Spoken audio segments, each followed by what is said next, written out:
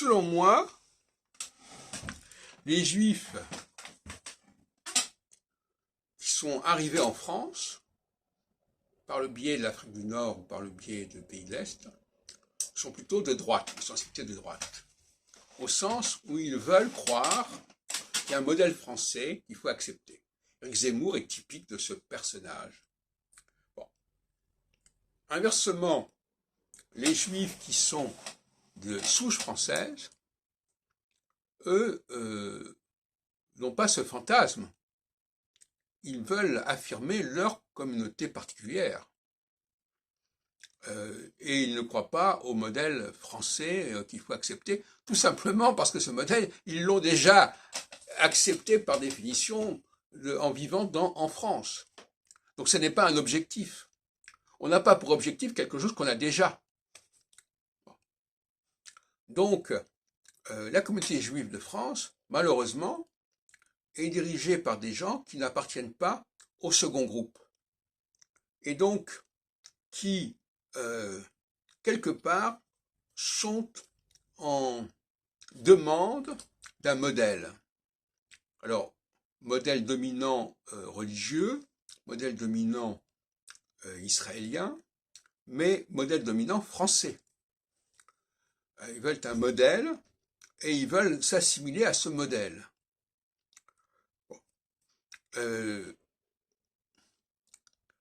C'est le syndrome de l'immigration en général.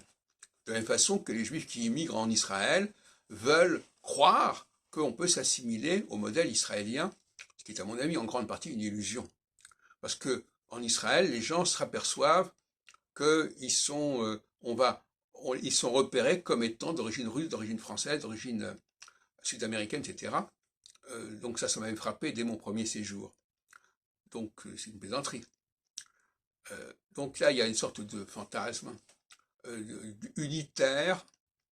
Et les Juifs de souche française, du comtat venessin, d'Alsace, de Bordeaux, sont des Juifs qui n'ont pas ce fantasme.